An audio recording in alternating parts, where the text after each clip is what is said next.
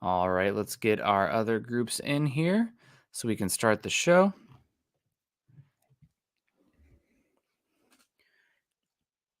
All right, welcome in, welcome in. It is Monday morning, the 18th, and it's time for an episode of Broncos for Breakfast. I am Nick Kendell, and joined by on these morning shows as he takes a big glug of coffee, Scott Kennedy. Scott, how you doing down there in Pollen Central, Atlanta, Georgia? Good. The buds are coming out, and they're going to freeze our buds off because we've got 20s coming tonight. So, Nice. it's that March is the schizophrenic weather period in the Southeast. You can have 85-degree weather, or we've had some of our growing up down in the South. Some of our best snows have been in March, where we get that last winter blast. Well, speaking of bugs, I know it's a double brood year this year for the cicadas. The red-eyed ones and the green-eyed ones are emerging at the same time. It happens once every like 200 years or something where they line up perfectly. So Have you seen the cicada wasps? I have not. Oh, I think I have seen them. They're like they look like hornets, and they're like this big, and they burrow in and go get the cicadas. They're pretty scary.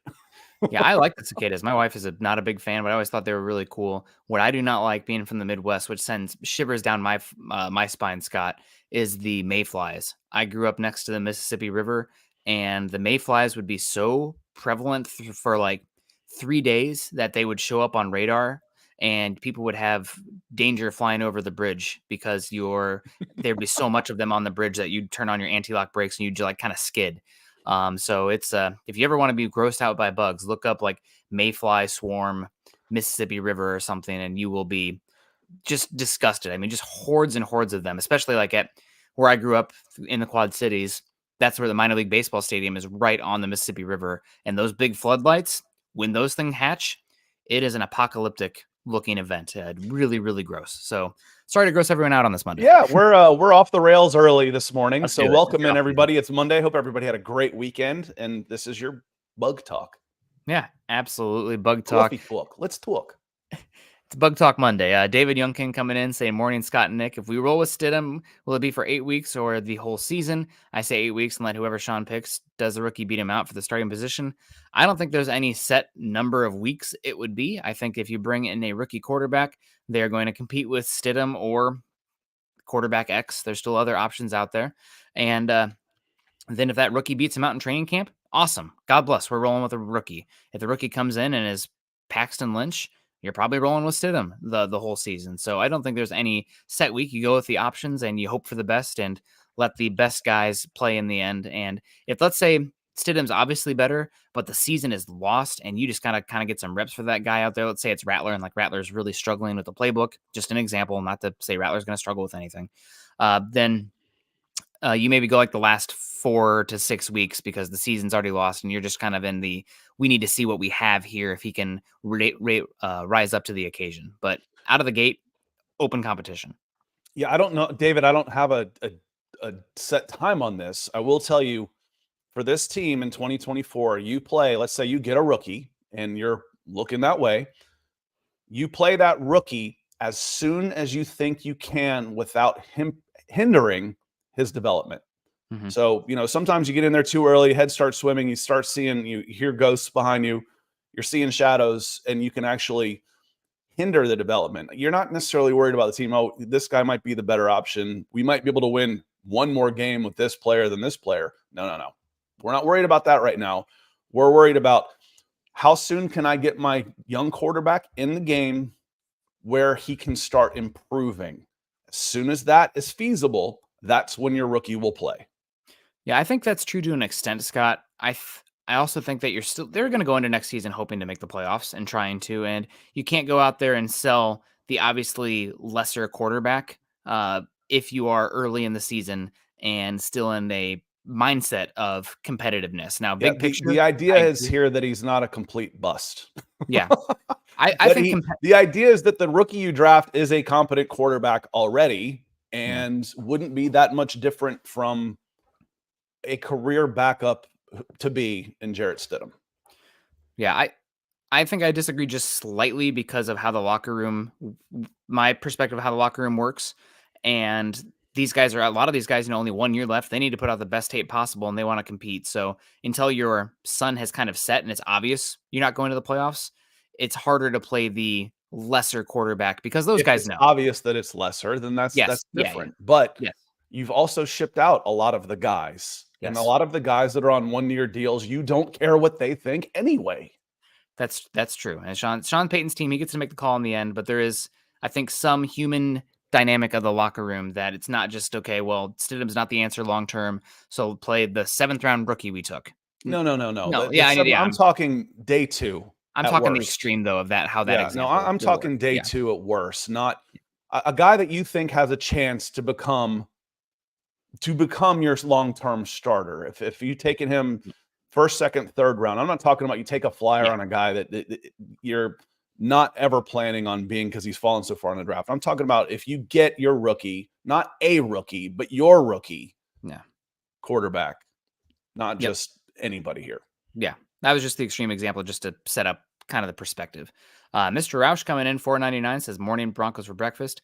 Prediction is trading back to acquire a second or multiple seconds and taking Rattler with the late 2. Have Rattler learn and plug in later.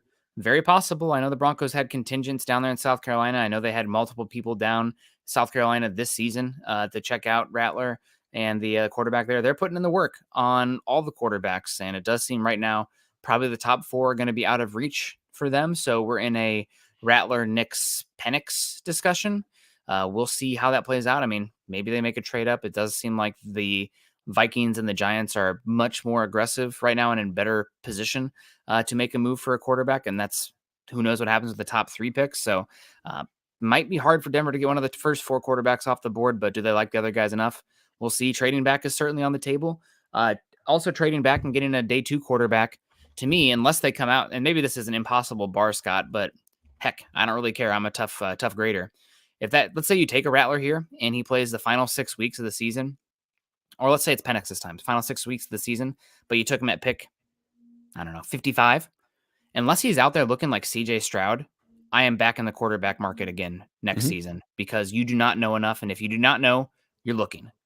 So that's something that's like in hindsight, you had that. Maybe this is me being overly reactionary to the false positive of Drew Lock down the stretch in that 2019 season where he went 4-1. Well, you look at a lot of the defenses they were playing, the advanced numbers.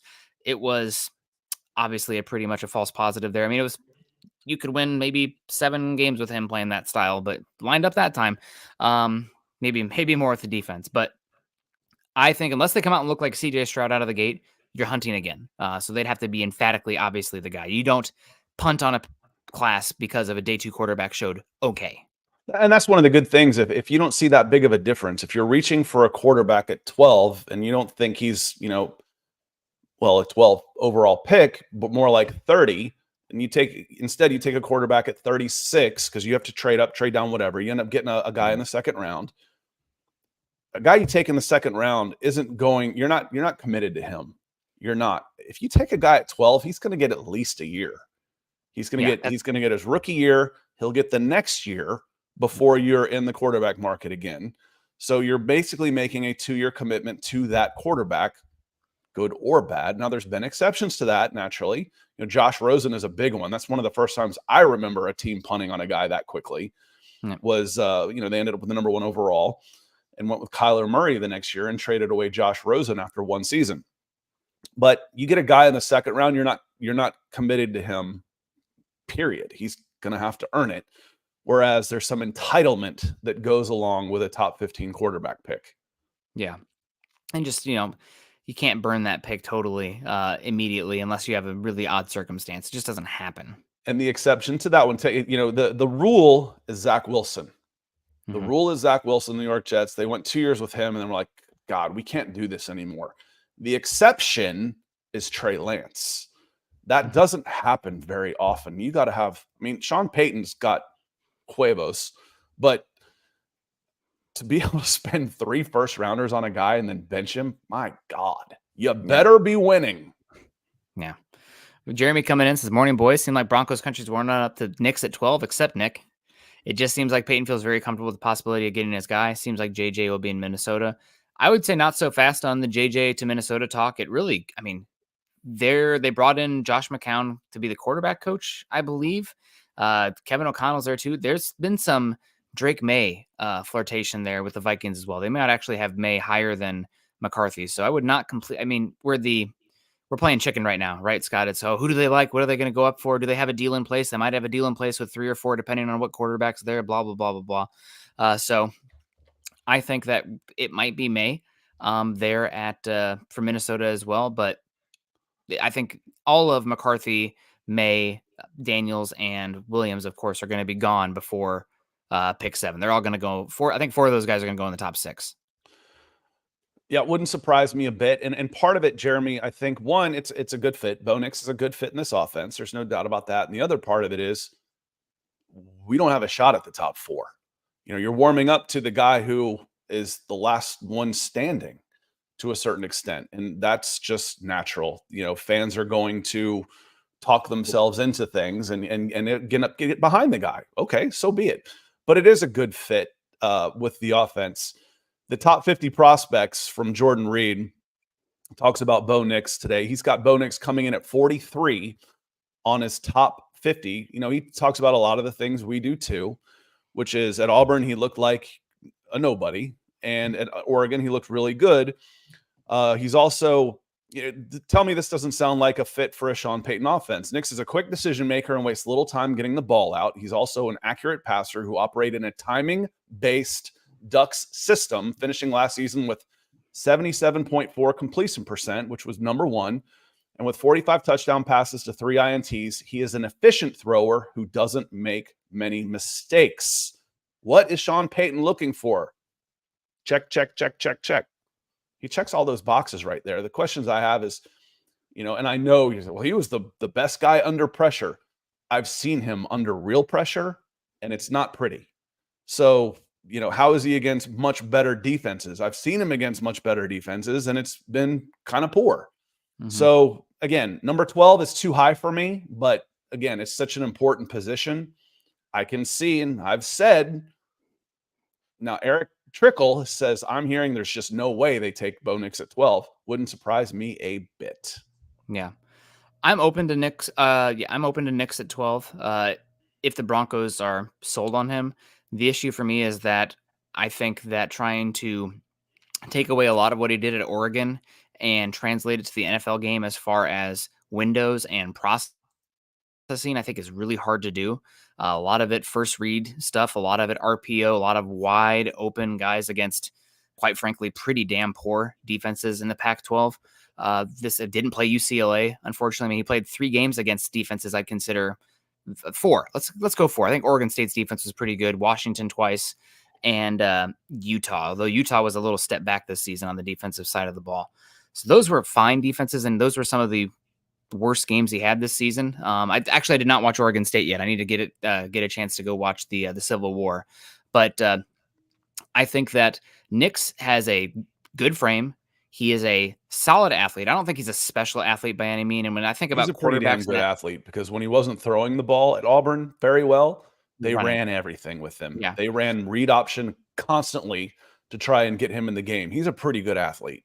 But I don't think he's the caliber of athlete that is a special difference maker at the NFL level. Like, what is the line, Scott, of quarterback at the NFL where it's like that guy is such a good athlete that you feel him on there? I mean, Derek Carr has one of the better testers at the combine a while ago. He can use that sometimes, but it's not like a athletic presence. I think, best case for the athletic profile for a Bo Nix is like a Daniel Jones. That's where I was going, was Daniel Jones. Which is good. Yeah, he doesn't have the brute strength of Jared Allen. He doesn't have the suddenness of Lamar Jackson, obviously. Or Kyler Murray, like where the Kyler Murray, yeah, his quickness is next level. But Daniel Jones, I think he ran for about 500 yards. He did a lot of RPO stuff. He was good, and I think that's the caliber you're talking. I think best case probably the Daniel Jones athleticism package, which is good enough. My biggest issue with Nix is the arm. I'm going to have to disagree with Jeremy. I'm sure he's already in the comments saying that I'm wrong on this. I don't think the arm will to drive the football is very good. I tried to go in kind of like I was a Baker Mayfield doubter in that 2018 draft class. It's like, I want to see what he looks like at the combine, at the Senior Bowl. What does he look like when the variables are more even against competition, back-to-back reps? How does that arm look in that scenario? went into the Senior Bowl open-minded, came out, Baker Mayfield's got an NFL arm. No doubt. I don't care about, the Lincoln Riley offense, Oklahoma, wide open, Big 12. No quarterbacks won a playoff game out of that conference ever, I think, the Big 12 at that point. So here, let me hit this real quick, Nick. Yeah. Apologies. I've had this up forever. Facebook user says, what's wrong with Facebook that we can't send stars that we have bought? There's 3 Facebook groups. Make sure you're on youtube.com/Mile High Huddle.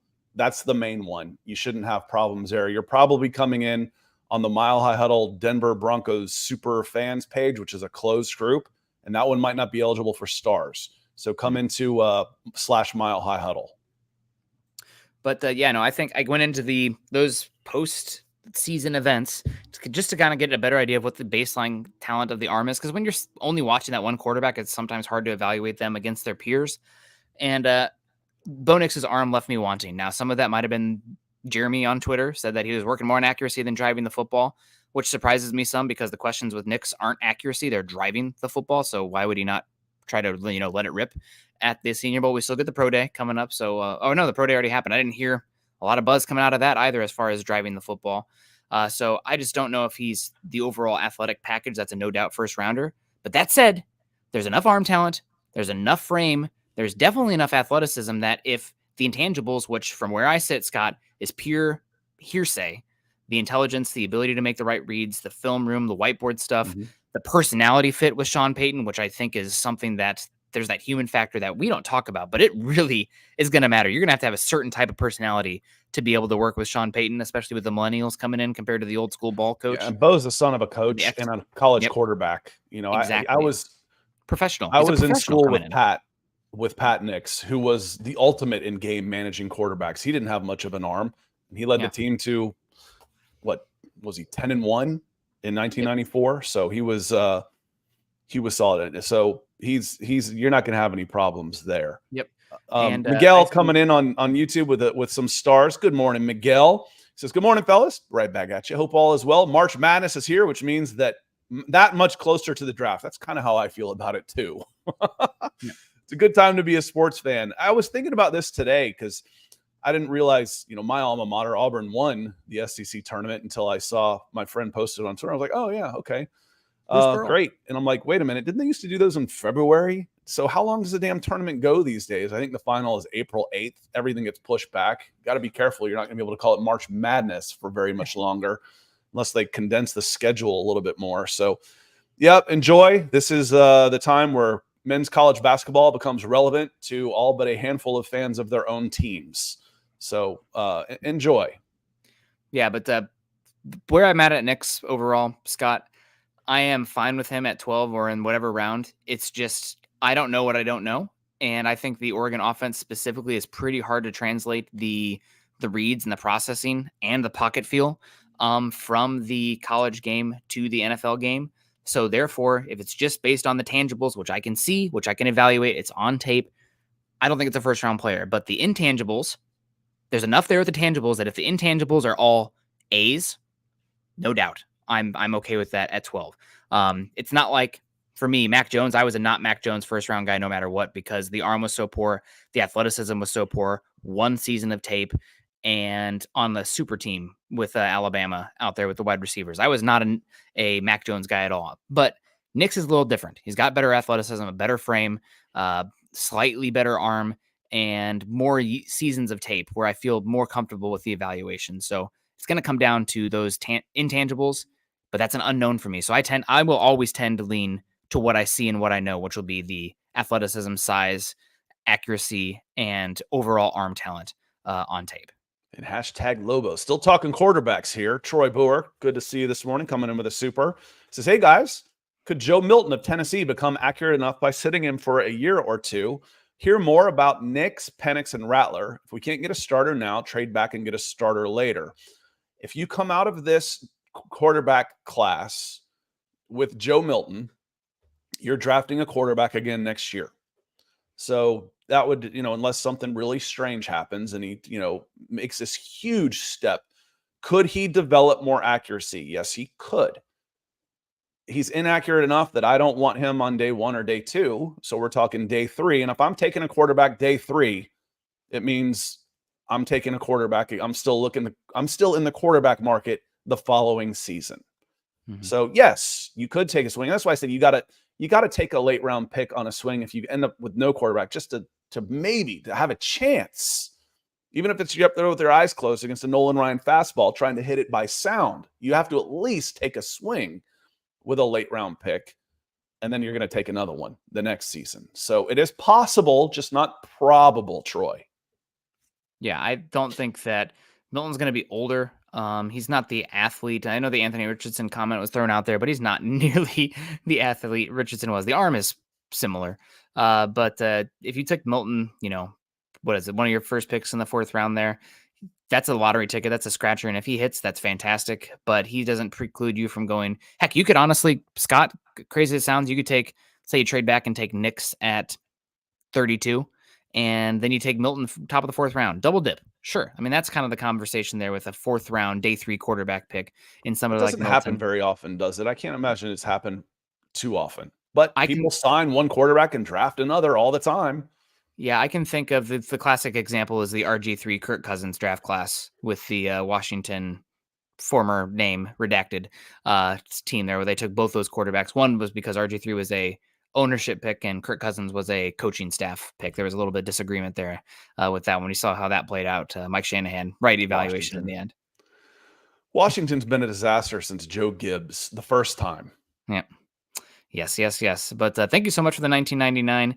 As far as trading back, I think we are looking at those 3 quarterbacks right now. If Broncos do miss out on the top 4, we'll see how it plays out. I mean, it seems like the NFL is way higher on McCarthy than the media. I saw Lance Zierlein mention that it's the largest discrepancy he's ever seen from a quarterback, what the NFL teams are saying about him compared to the media. So I think there's a reality out there, Scott, where Washington goes McCarthy at 2 or the Patriots go McCarthy at 3, just based on the people who are really in the know, how they're talking about him. And Maye seems to be slipping a bit. So maybe it's 1 Williams, 2 Daniels, 3 McCarthy, 4 Maye. I mean, we'll see. I think we got to sounds like a nursery rhyme. We got to be open to it.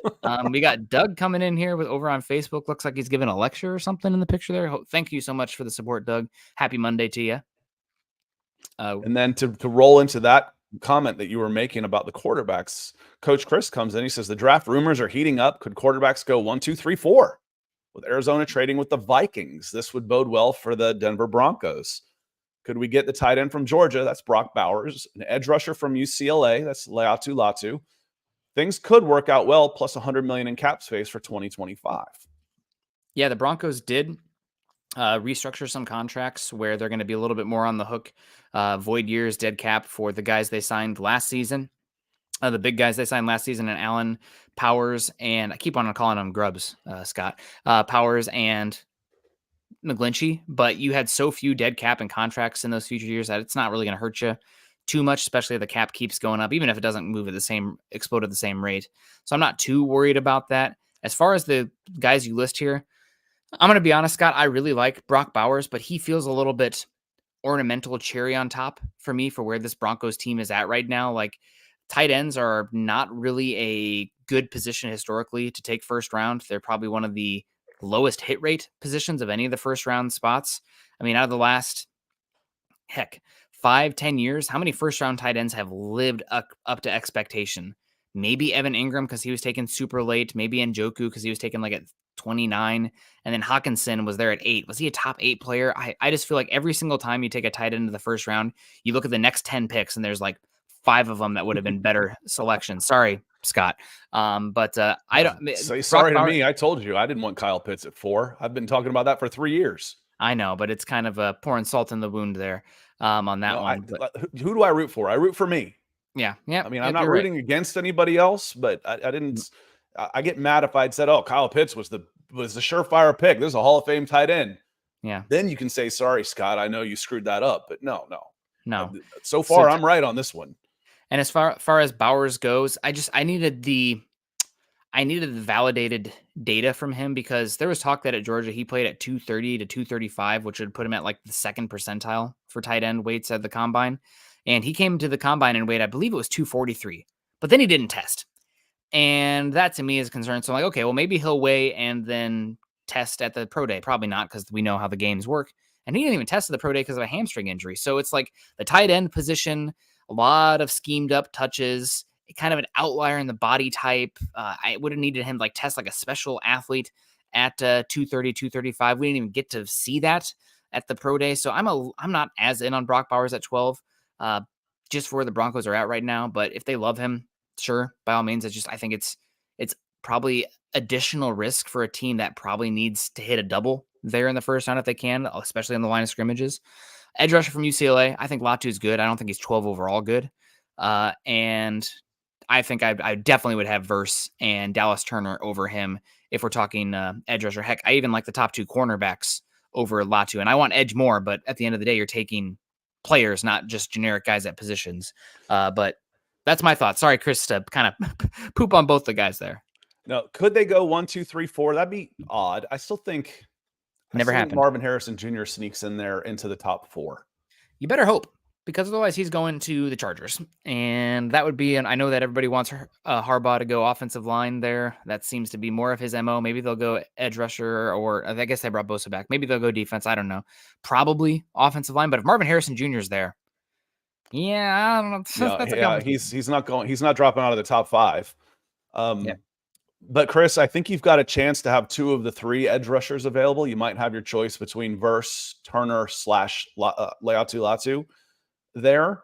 So possibly, and then Brock Bowers could end up being the best player in this draft. Again, I think of him not as a tight end. I think of him as a number 1 receiving option.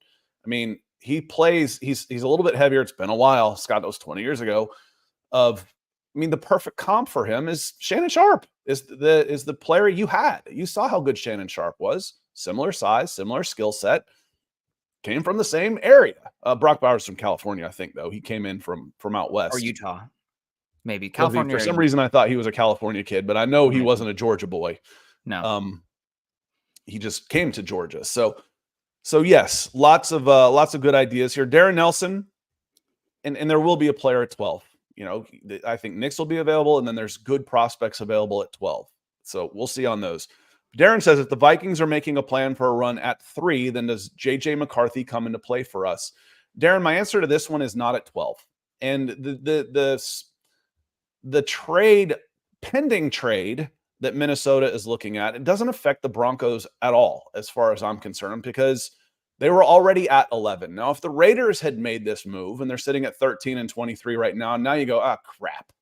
There's another team that can jump ahead of us for a quarterback. So I think the best you could hope for to get one of the top 4 quarterbacks is a trade up with the Atlanta Falcons at 8. And I don't think that's for sure. I don't think that's a sure way to go. And Nick, we talk about Maye sliding. I still haven't seen a mock draft or a quarterback, a ranking where anybody's had the balls to put Drake Maye beyond 3. Maye's not sliding yet. Talk to me on Thursday, April 27th or whatever the day is. And if it's 9:00 and Maye's still on the board, then we'll talk about him sliding. Otherwise, it's the smear campaign moved from Caleb Williams to Drake Maye. Oh, crap. It didn't work on Caleb Williams. He's going number 1 overall. That's pretty much said and done. Let's move to the next guy. And now it's on It's on Drake Maye. It's avoided Jaden Daniels completely. And I think there's a lot of questions with Jaden. So I don't know. What do I know? As far as the Vikings making a run, does it make JJ more in play? I'll disagree a little, Scott, just because the Broncos were in competition to trade up. I don't think either of the quarterbacks were making it to 11. They couldn't get ahead of Minnesota if Minnesota didn't want them to get ahead of them. That makes it less likely. If there was a bidding war with the Vikings, you weren't beating them. Yes. And now that's more emphatically true.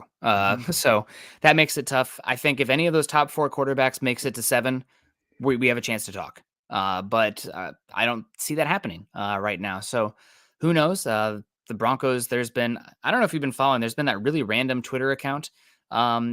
Pretty Ricky, I think is what it was. And they were getting things right, left and right.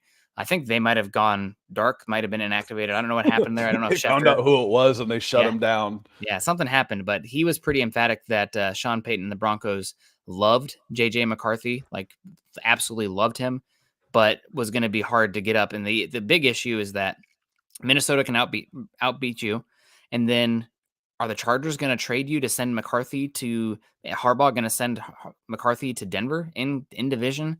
I don't know. And then you have the Giants there at 6. And if he did, would you trust it? Wait a minute. Yeah, that too. Yep. Wait a minute. Why is Harbaugh sending us his quarterback? There was an old saying back in the day. I think it was Lou Piniella, and I think he was with the Mariners at the time. He said, I talk a lot of baseball. Apologies.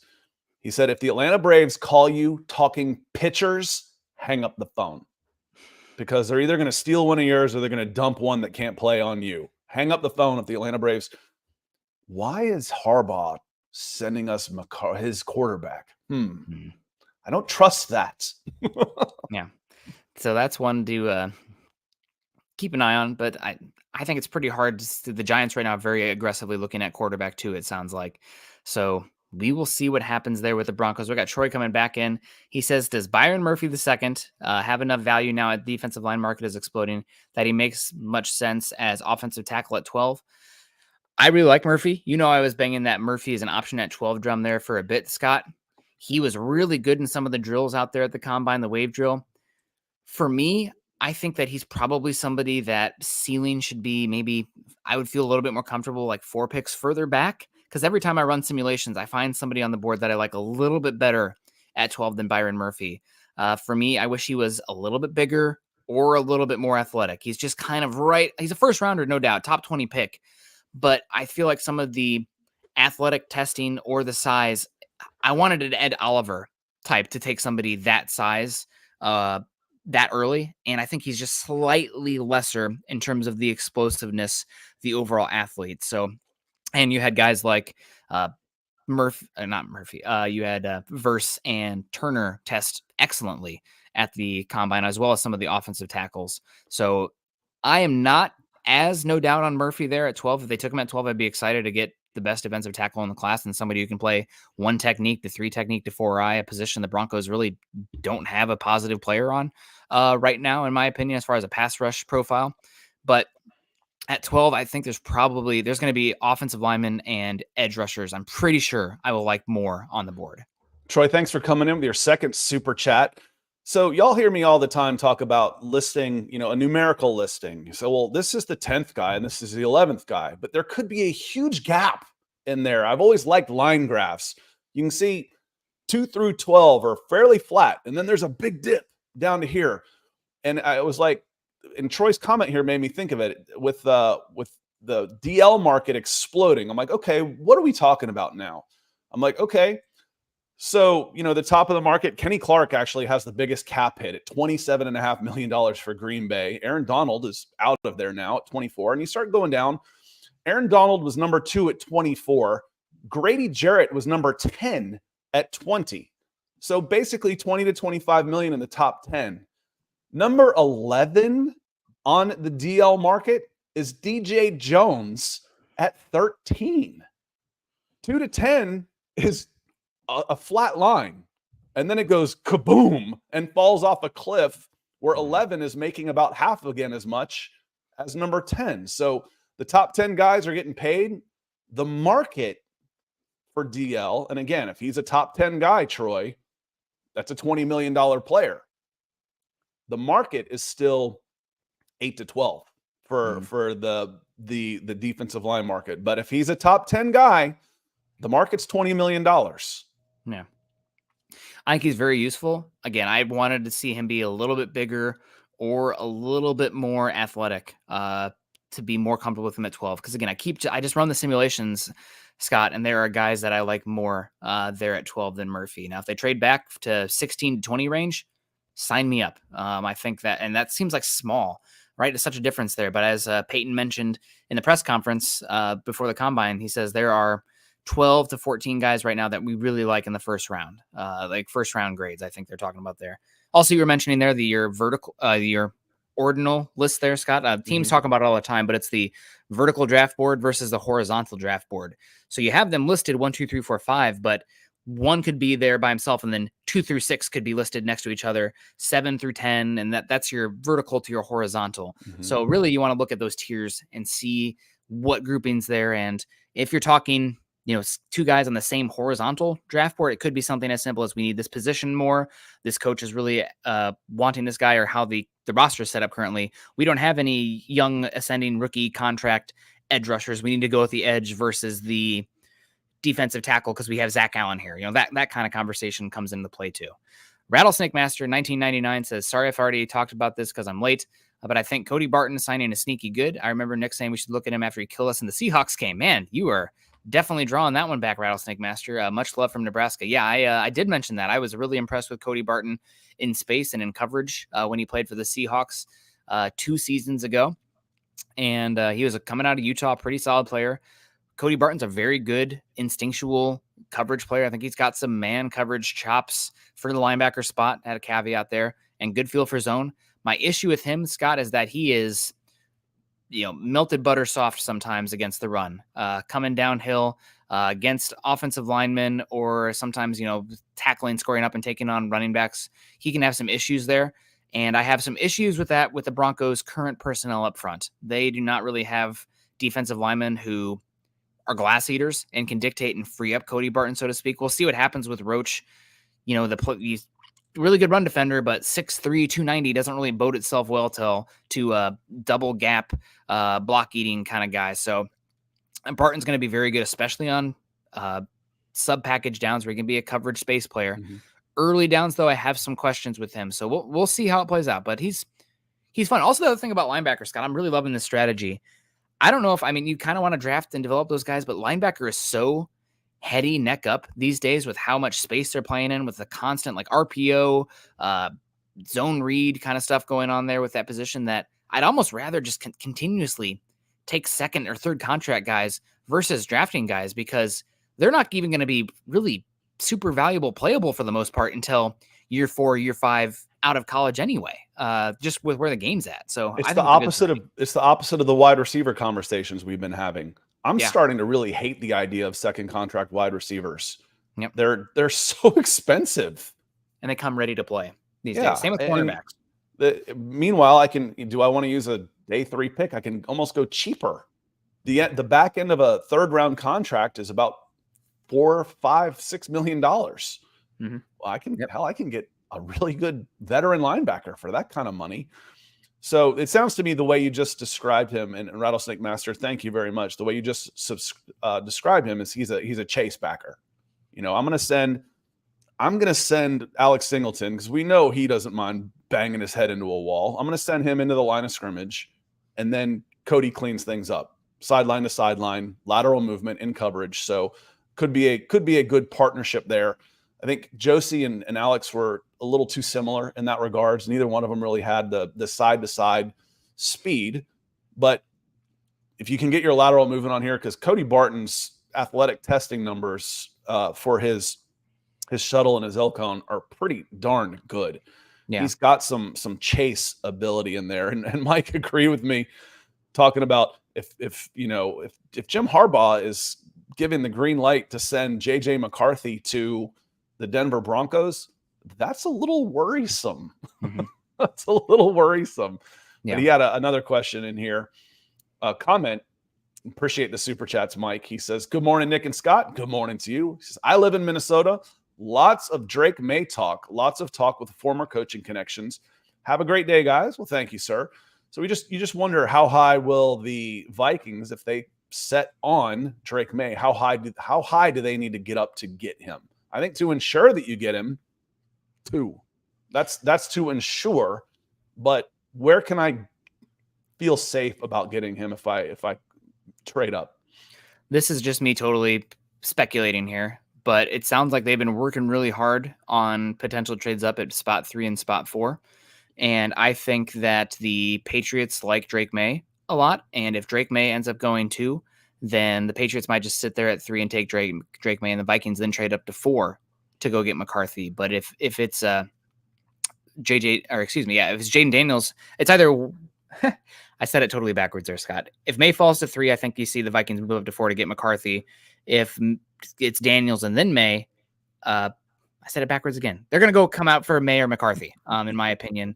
It depends on who's available there. I don't see Maye falling past 3 if he gets to the Patriots spot. So we're not hearing a lot about the Commanders trading back. We are hearing Commanders trade talks, but it's specifically giving an unbelievable offer to go from 2-1 to get Caleb Williams. I don't think that's happening though. But yeah, it'll be fun to follow. Yeah, it would take an unbelievable offer, and the Bears definitely wouldn't want to come out of the top 4. They got to come out of this with one of their quarterbacks. If I can come out of this with the 4th pick at quarterback and 3 first-round picks, okay, maybe I'm interested on that. If I feel like, again, if they're on tiers, and I think that they're all about equal, but if I'm the Bears and I've got a number 1, I got to take the number 1. I have to, especially it wasn't an overall very popular move. There were some both sides with Justin Fields. Justin Fields had his fans in Chicago, fighting through for a bad team. And then he had his detractors, obviously. That happens a lot. Troy says, really appreciate both of you for providing a level-headed Broncos fix. Troy, we really appreciate the support that you show us as well. Real quick, Nick, were you surprised conditional 6th-rounder for Justin Fields? I was surprised that little. Even we talked about the market bottoming out for him. Where's he going to go? A conditional 6th. I'm pretty shocked by it overall. I thought for sure that he would go somewhere, but get a day 2 pick at least. I mean, he's still a talented quarterback. We saw a lot of flashes and explosive plays, even though it came with, turnovers and sacks, but still he could make explosives in the running threat and get touchdowns. So I am pretty surprised to see the NFL so much out on it. I'm going to be curious to see what happens with Russell Wilson and Fields out there. But we've kind of talked about it on here. You got to be able to, I want a quarterback who can play both in an orchestra and in jazz, play on time. No one else but you knows what that means. Okay. Well, somebody in here knows what that means. Or how about this? I can use a hiking analogy too. You can hike or you can off trail it. So you're staying on the path, that's your quarterback, your Bo Nixes, your guys, very much the defined route in there, but you also want a quarterback who can get off trail a little bit and route find. And, I see that mountain over there. I see that pass. I can just pick through it with my eyes and get there. So somebody who can do a little bit of both is what you're looking for in the first round. Fields right now can't stay on the trail, so to speak. He's purely off trail. He's not leaving no trace, as they say. So that's a problem with him. He can't work the middle of the field that well. Too many sacks, too many injuries, Scott, too. It's crazy when you look at the injuries. So I am shocked it was that little. If I was in charge of the Broncos, I probably would have paid something that little just to have another option in the building. But obviously the league said that they don't trust Fields, and he's out there for a 6 that can go to a conditional 4th with just 1 year left. It's pretty crazy. String Guy, this is a great question. And I saw the conversation last night. And I wanted to add in onto it, but does Pat Surtain trump 2 first-round picks by the Vikings and moving up to get Drake Maye or McCarthy? So let's say the Cardinals are in business. They're open for business at number 4. And you say, I'll send you McCarthy and 8. Or the Vikings say, I'll send you 11, 23, and a 2025 number 1. Which is the better deal? I probably would take Surtain in that one because just the certain player, he's a special one. And you don't know. I mean, I don't think the 11th pick gets you a Surtain caliber player probably. And I definitely don't think, 24, whatever gets you that. So you get 12 plus Surtain in that scenario. Maybe they even throw in a sweetener like a 2025 second. I'd be more interested in getting Surtain in 12 than 11 and 24 if I was looking to trade back personally. And I think that, again, this in a vacuum, I agree, because in a vacuum, and how I put this was, if you're the Denver Broncos, would you take 11 and 23 for Pat Surtain? You'd think about it, but I don't know that I would. I'd want a little bit more. Yeah, I don't know that I would. So that's how you can answer that question. But the flip side of this is you have to talk about who you are dealing with also. And you are dealing, Darren Nelson gets it. You're dealing with a team who their window isn't open right now for winning big in the Arizona Cardinals. So is the cornerback who has about to get really expensive, is that the best move for them to make? Now, if the Minnesota Vikings might be interested more, the Minnesota Vikings might be more interested in that trade. We'll send you 23 and 11 for Pat Surtain because we think we're a move away. The Detroit Lions, the San Francisco 49ers, the Dallas Cowboys, they'd send you those 2 picks for Pat Surtain. But would a team that's drafting 4th overall that has zero depth at wide receiver. Are they interested in a premium cornerback? Probably not. So again, it depends on the state of the team you are trading with, their needs, where they are, et cetera, et cetera. Atlanta Falcons at number 8. Would I take Pat Surtain for 8 in the 2025 number 1? Probably. The Atlanta Falcons could really use a corner right now. They're pretty set on offense. That makes sense. So it's not in a vacuum. In a vacuum, Pat Surtain to me is worth more than 23 and 11. Yeah, I agree. It depends on your window because you're going to pay him here soon. But he's very valuable, no doubt. Scott, before we wrapping it up here, did want to run a mock. Do you want to run a full Bronco mock, or do we want to mock 1 through 11 and then get to pick 12, where we kind of control it so that way you're not sitting there with McCarthy and Daniels available at 12? PFN does a pretty good job with that, actually. The Pro Football Network mock draft simulator is much better with the quarterbacks. And then while you're deciding how you want to do that, so I don't mind you doing PFNs. I think they're actually better. You don't get a grade, but so what? Yep, we'll grade Mike ourselves. Coming in again. He says, I'm nervous that another year in Vance Joseph defense and Pat Surtain's value will drop. That is a concern.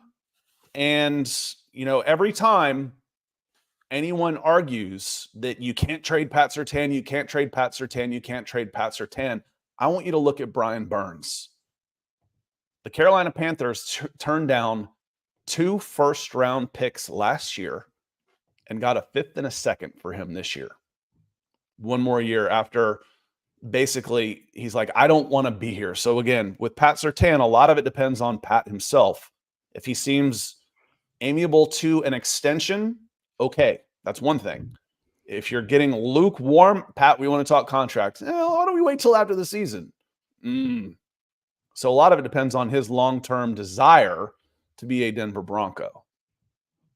Yeah, I think we'll see what happens there. He's such a good player. It's hard to trade. You don't want to trade Hall of Famers and I think right now he looks like a future Hall of Fame kind of guy. We'll see. I mean, it's only been 3 years in the league, but that's, when you look at them, that's a special player. He moves different. The size is different. You always use the alien analogy. Like if you saw aliens came down from space and you showed them football, like who are the difference makers? Like, oh, that guy. Now human beings are going to be okay when I send, when I send guys like Pat Surtain and Calais Campbell out there to meet them. The Goliath, I'm going to put LeBron James is going to be part of that conversation too. Yeah. Hopefully you don't show them soccer. They're like Messi out there. Like, what? This is it? Neymar? What? But let's move it here. I got the PFN mock simulator going here, Scott, and I'm going to share that here for us. Unfortunately, it starts right away when I do that. So it already is at pick 12 and we have options available. So there we go. You guys are seeing it for the first time with me here as well at the same time. So here we go. We got 1 Williams, 2 Daniels, 3 McCarthy, 4 Harrison, 5 Alt, 6 Neighbors, 7 Olu Fashanu, 8 Terry and Arnold. There you go, Scott, cornerback. Dallas Turner goes 9. Drake Maye, 10. Jared versus 11. So here we are with the Broncos. Top guys available. Brock Bowers, Roma Dunze, Leatu Latu, Tulise Fuaga, JC Latham, Kenyon Mitchell, Amarius Mims. I think right there, like Amarius Mims, maybe Troy Fontenot, I actually would probably have him up there too. There's a line of demarcation. So I rejected all the trades. But if you're not going quarterback here, a slight trade back to 16, 17, 18 would be very interesting for me for the Broncos. That said, for me, there's an obvious best player available. Let me say it. What was that? I said, let me say it. Sure. Nick Kendell is not passing on Roma Dunze at 12. No, he's not. No, he's not. I absolutely love Roma Dunze. I wouldn't be shocked at all if he ends up being the best wide receiver out of this class. He tested phenomenally. He is, 215, so he's a big boy too. He can play all 3 wide receiver spots, and he blocks his absolute ass off. Right now, I'm leaning more towards offensive tackle if I had the choice between wide receiver and offensive tackle, but I don't see there's any way in hell, Scott, that Odunze falls past 9 in this scenario with the Bears sitting there. So Odunze seems to me the very obviously best player available, and I would sprint to the podium to take him here. You need a number 1 wide receiver. Wide receivers are getting paid unbelievable money, and Odunze is a pretty darn special talent. Yeah, it's a deep draft, but you don't have a 2nd round pick. So that hurts. Again, trade down and getting another number 2, then so be it. You're not going to get a Dunze, but you're going to get a really good player, and you can get a really good receiver in the second round. But you just got your number one. You got your number one for the next 5 years with the Dunze. Yeah, I'm good with this. It's still a need. If I'm going into this season right now with Cortland Sutton and Marvin Mims, I need another wide receiver. I need another passing option. Yep. And Bo Nix fell there to like 50. I think I would be very interested in something like that. We're just going to reject all the trades here, guys, for the Broncos in that sense. But I really like Rome Odunze in that option, and I just can't see any way he falls there. He's also unbelievably physical at the catch point, Scott, and that's something, the middle of the field guys, you can get guys schemed open, but at some point, you're going to have to be able to catch and play in traffic, and he can do that outside, inside. So he's a damn good player. I know some people, there's a lot of talk that some teams have him as the number one wide receiver in this class even. So over Marvin Harrison Jr., it really is a big three at that position. So I would just be ecstatic with Odunze. So I'm happy with him there. Nick's not an option here for the Broncos now. Go ahead. Real quick, I want to say hello to Ethan. Jeremy's coming in with a super chat. He says 42-42. Great show, gents, and Broncos country. Welcome back, Ethan. I know you were here some last week, but couple shows in a row. I feel like you're back now. Scott will get the symbolic super chat. Dude, that's a lot of pressure. You know what? 42 to me is Jackie Robinson. And I don't know what that has to do with March 18th. So Jackie Robinson is 42. Otherwise, I don't know what that means. I'm horrible at crossword puzzles because once I have an answer in my head, I'm locked. So all I can think of now is Jackie Robinson, and I'm done. So if it's not Jackie Robinson, I don't know what it means. No, that's 42-42. Maybe it's Nick Benito. I don't know. Linebacker? Who knows? Who's linebacker at 42? It's Jackie to me, brother. 4-2. Maybe that's a soccer score right now. I don't know. That was last night. Okay, that was FA Cup. Yeah, 4-2. That was FA Cup yesterday. Chelsea. Yep, I get it. Yeah, that was go ahead. A young, frustrating team pulled out a nice win. So Bo Nix is gone. You have Spencer Rattler here in the third if we want to go that way, Scott. Unfortunately, I can't see this happen. Ricky Pearsall falls there. I know everybody's like, oh, we got like the wide receivers available, but that's kind of maybe a little bit of over certainty in your analysis, right? Like, oh, we can wait to the third round, but if you have a chance at a wide receiver one profile, the value there is tremendous on that rookie contract, getting a top 15 wide receiver at like the 40th, 45th highest contract or whatever it would be. So I'm taking Spencer Rattler here. But Pearsall would have been nice here board too. Says I'm taking Spencer Rattler here. If I haven't gotten my quarterback yet, and he's on the board at 76, I'm taking Spencer Rattler. Okay, we'll go with that one. I would say that Fisk is also an option here.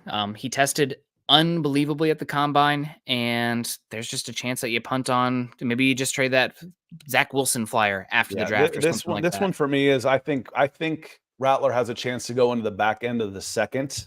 On this board, I probably wouldn't take him. Don't overdraft, et cetera, et cetera. I could probably get him in a later pick. Maybe I could pair together a couple picks. I could do something at 102. You're taking him too early, according to this board. On this one, I think this board's wrong. I think Spencer Rattler goes basically the over-under his top 100 pick. I think he is a top 100 pick, and you were drafting at 76. Yep. I'm taking my quarterback here. I think it's very possible. And I think if Nix or Penix fell the way they did here, you maybe trade your 2025 second plus 76 to go get Nix or something like that in the second round. I'm fine with that. Means you're probably less likely to take a quarterback in the future in 2025, that is, because again, you're giving away top 100 assets that are really valuable in the ability to move around. But that's fine. We'll go with Rattler here. I think Penix wasn't still on the board though, was he? No, he was taken. I'm saying that guy says I take Penix over Rattler. Yeah, that's fine. And then Brad D says the corner from Toledo, talking about Quinyon Mitchell. Quinyon Mitchell has a chance to be a top 15 guy. Yeah. Yes, he does. I mean, he could go 8, Scott. He could be the first defensive player off the board. He tested unbelievably and answered a lot of questions at the Senior Bowl, too. So we're on the board here now, 121. To me, this guy who stands out is Theo Johnson. He should not be here. Still, the Broncos need an option at tight end. And I think the tight end, what we've seen here recently, Scott, in the last decade, is that college teams are not very good at utilizing tight ends. So what you should do is take the best height, weight, speed athlete day 2 and hope that they develop into something at round 4. Even if they don't, that's a fine risk analysis. So for me, I think that this is Theo Johnson pretty easily. Yeah, I'm okay with that. Again, you could go corner here also. I like Kyrie Jackson in this area, but Theo Johnson's a very good option this late. So we end up going him there. We're looking now. We got so many running backs on the board. Johnny Nixon from Penn State, Jared Wiley, Tyler Davis. We have not gone defensive line yet. He makes some sense there from. You got to quit. I'm getting dizzy, man. I can't look at that the way you're doing it. Sorry. Tyler Davis is available. You got some cornerbacks. Javon Baker, he is really good. I think he'll go higher than this. You got Zach Zinter still available. Tyke Smith, that's your guy. I like, again, it's my guy in the 5th round. I like him. I think he's a good player. Again, it's one of those where I've done this before. And I'm like, oh, I really like this guy. Kind of an underdog pick. And then he gets picked like 2 spots too high, or like, oh man, this is a scrappy little guy. I like him. This is a fun player to watch. And then Auburn takes him as a commitment. I'm like, I didn't mean that. That's not what I meant. Like Tyke Smith. I like Tyke. I like Tyke in the 5th. Well, we have the first pick in the 5th round now. So the question for me, Tyler Davis or Tyke Smith or Justin M. Luke McCaffrey. We took a wide receiver already. I mean, he's there. Maybe looking more defensive line. If we're going wide receiver, or is this it? We have many more picks because you can probably still get. And the question is from Facebook user: is the FSU quarterback Jordan Travis available? Is he coming out? Yeah, and he's right. He's right in here also. And that wouldn't be a bad red shirt guy. You talk about guys needing a year. I think that more about coming back from injury. When you say a guy needs a year, typically that means he's not good enough. Yeah. So coming back from an injury, that makes sense. And you've got your bridge guy to him and see how he does. Yeah. Well, the best player on the board, Scott, to me is Javon Baker. I think he's going to go round 3. So we already took wide receiver, but he stands out to me as the best guy. Maybe that's the move this far down. I know that you're still trying to fill out that roster, and this far down, it's really hard to find guys that have hit. So Baker's the one I'm most confident in that's left on the board. So is that crazy to go wide receiver again? It's not crazy. Again, no, you're going in this with Cortland Sutton, who you may or may not keep. That's still up in the air. But even if you are, you're going in with Cortland Sutton and Marvin Mims, who is unproven as a receiver at this level. And you can't count on anything from Tim Patrick. Anything you get from him is gravy. He may not even make the 53. There's no guarantees there. So, no, you need wide receivers. And this is a good wide receiver class. Why don't you set yourself up for the next 5 years? He really stands out to me. We're on the clock again, 1:45. I'm looking at Tyke Smith, Tyler Davis, and Egboigi from Alabama. Somebody on the defensive line there, or Tyke Smith. Does anybody stand out to you there out of those ones? Did you take Foster? I took Baker. Javon Baker, that's what I meant. Sorry. Yeah. I like a boy. I don't know how to say his name. Egboigi. Yeah, Egboigi. Inside, outside there.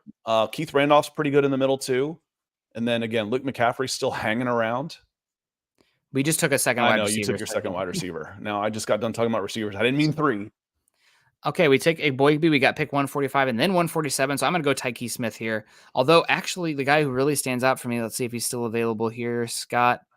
Cornerback Andrew Phillips. Yeah. I loved his work at the combine. I could go safety or cornerback here, but I did want to give a shout out to Andrew Phillips as well. I thought he was very good at the Senior Bowl and good at the combine. Corners are harder to find than safeties. They are, but we're talking round 5. So just get the good guy if you can here. We'll go with Andrew Phillips because we've done Tyke Smith a lot for the Broncos and the Falcons. So we're running through round 5 now. We got a round 6 pick coming up here at some point. Still, okay, we're going to reject all the trades. We're in running back land now as well. Scott, we got Trey Taylor. I think he won whatever the award is for the best defensive back. We already took a tight end, but Holker makes some sense. Coming out of Air Force, there's got to be something there. Oh, here's my special team safety. Yeah. Vaki. I'm going to take Vaki. He's a two-way player. Going to be an awesome special teamer in the very least. And I like him a heck of a lot. Still on the board here. Is it crazy to go tight end again here, Scott, with a Well, Dallin? you've already put your first tight end on injured reserve. There's a comment over here on Facebook about trying to trade Greg Dulcich. It's from Quentin Carson. It says, "Good morning, Nick and Scott. Maybe we keep Dulcich one more year and see if he can stay healthy." Okay, that was one. There was another one talking about being able to trade Dulcich, for somebody a little bit more reliable. And that's the problem, y'all. What's your trade value for a guy? I kind of joke about this all the time. This guy, he stinks. He's too expensive, and he's always hurt. We got to trade him. Who wants that guy? So the trade value for Dulcich isn't very good right now because he can't stay on the field. And unfortunately, the offensive line group is pretty darn poor at this point. We have not taken, I think, a single offensive lineman, Scott. Did you like Kingsley? Kingsley Egucom from Florida is a decent center, in that. But the problem is you miss on one of those guys, you're not getting any contribution at all with an offensive lineman. So that's where you try and go special teams players, which I like defensive backs in that spot, and maybe a running back. Isaac Guerrero tested unbelievable at the combine. I hate his choice. At what, 207? You can take him and turn him into a special teams team, and at worst. I hated his vision, but I still don't hate it. We could double up at tight end too. Tip Ryman tested unbelievably at the combine. And then there was another name somewhere down here that I thought stood out to me. Not sure where it is now. I'm getting motion sickness from your yo-yoing. You let me know when you settle in on a page. I'm settled in on a page. I think we're going to take the chance at Isaac Guerrero, add a running back to the room, and he's a big athlete. So that might be it. Do we have a 7th round pick? I feel like the Broncos don't have a 7th round pick. So that might be it. There we go. All right. Well, definitely the drafts are a lot more fun now that we have a bunch of picks to go through now that thanks to the Jerry Jeudy trade. I wish there was more in the top 100. Don't love that you have one, let me see, 3, 5, 6 after 120. Not a lot of value. Sorry, String Guy. I'll have to work a little better on the scrolling there. I can read it fast. I'm a speed reader. Yeah, but you bounce back up. It's not going down. It's the up and down. It's I'm about to puke. We'll see what happens with that. But there's your mock draft. Adunze, Rattler, Theo Johnson, Baker again. Really leaning in the skill positions. That's not really our flavor here, Scott, as much, but that's okay. Then we get Boygi, Phillips, Vaki, and Guerrero there. I would be very happy if the Broncos walked out with this. I'd be so excited to have Rome Odunze here. If Rattler doesn't end up the guy, I feel pretty good that you at least have a wide receiver 1, which arguably, Scott, wide receiver 1 is probably the 3rd most important position on a team, in my opinion, these days, if you follow the money. Yeah, then there's, again, with that Jerry Jeudy trade, there's definitely more guys to get in here to get some depth in there. And we could, if I could have seen the board a little bit better without getting motion sickness, I might have looked at some of those interior offensive linemen and gone for some of those guys from 121 to 147. I'm sure there were a few in there. Well, next time, Scott, I'll give you the driver because I'm sitting here trying to go fast, trying to go quick because I got to get up and take care of the baby. But that's going to have to do it for us today, guys. We appreciate everybody coming in. It's always fun to do a little mock draft Monday. Make sure you're following Scott and I on Twitter. Scott is at Scott Kennedy. I'm at Nick Kendell MHH. Also, make sure you're following us at Mile High Huddle as well as at Facebook.com/Mile High Huddle and Facebook.com/Mile High Huddle Pod. And as the ticker says here underneath, please subscribe to Mile High Huddle, like our show, and share on all your social media platforms. Scott, any final thoughts, burning things that you wanted to get to before we get on out of here? No, my thought for the weekend was I can't believe Justin Fields went for a 6th. My goodness. Of all the quarterbacks that were traded, he ended up with the worst deal. That said, there were reportedly 4 teams that were interested, and he said, I want to go to the Steelers. And Ryan Poles did right by him like he said he would. So they may have been able to get a little bit more for him, but still, that was low. And he's on a 1-year contract. There's no freaking way they pick up his option. There's no way. You don't pick up a 20 million. It's more than that. It's like 26 million 5th-year option on a guy that you get for a 6th-round pick. So 1 year of Russell Wilson, 1 year of Justin Fields, and then let's see what happens. But I want to say thank you to our Super Chat superstars that came in. Mr. Roush kicking us off, breaking the ice. Miguel Santisteban coming in as well. Troy several times. Doug Reichel and Darren Nelson over on Facebook. Coach Chris, thank you, my friend. Rattlesnake Master. Mike Edel, I think, had the hat trick on this too. And finally, our closer, welcome back, Mariano Rivera. 42, great show, gents in Broncos country. Thank you, Ethan. Appreciate you, everybody. Thanks for the support, y'all. Yeah, thank you guys so much. Appreciate you. Everyone have a great rest of your week. Happy Monday to you. Continue to choose kindness and compassion. And as always, go Broncos.